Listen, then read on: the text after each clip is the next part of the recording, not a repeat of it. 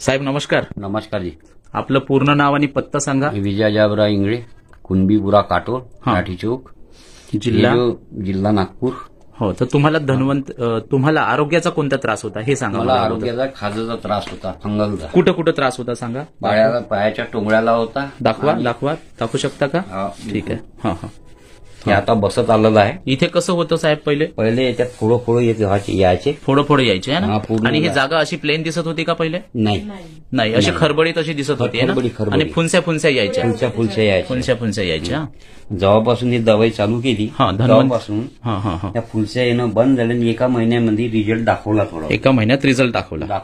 तर तुम्ही बंद झालं, खाजवणं बंद झालं ना. फुरसड्या पण येणं बंद झाले. हा. तर याच्यासाठी तुम्ही धन्वंतरीचं कोणतं औषध वापरलंय?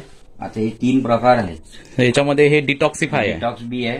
हा. आणि हे काय म्हणते याला, इम्युरिच कॅप्सूल आहे आणि इम्युरिच. आणि हे ओमेगा रिच. एवढ्या याच्यासोबतच तुम्ही शुगर ते चूर्ण. हा ठीक आहे, ते वापरलं तुम्ही, बरोबर आहे. तर 1 महिना झाला. 1 महिना तरी 1 महिना झाला. एका महिन्यात रिझल्ट दाखवला. एका महिन्यात रिझल्ट दाखवला.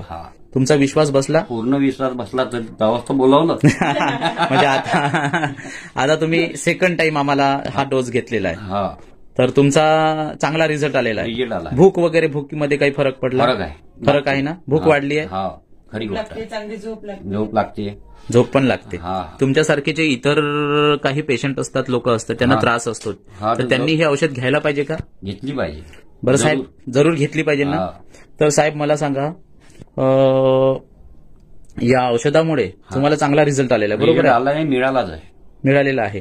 बरं, ही जी समस्या किती दिवसापासून होती तुम्हाला? समस्या कमी 7 महिन्यापासून होती. 7 महिन्यापासून होती? 7 ते 8 महिन्यापासून. मग तुम्ही दवाखान्यात खूप औषध घेतलं असेल? घेतलेली आहे. पण आराम पडत होता का? आराम पडत होता तात्पुरता, पण पुन्हा जसं तसंच होतं. पण आपल्या ह्या धन्वंतरीच्या औषधामुळे हे जे आहे इम्युरिच, डिटॉक्स आणि ओमेगा रिच, याच्यामुळे तुम्हाला कसा रिझल्ट आला? एकदम छानपैकी.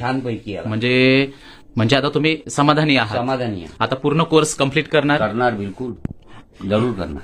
हे औषध तुम्हाला सुप्रिया मॅडमनी दिलं आहे, बरोबर आहे?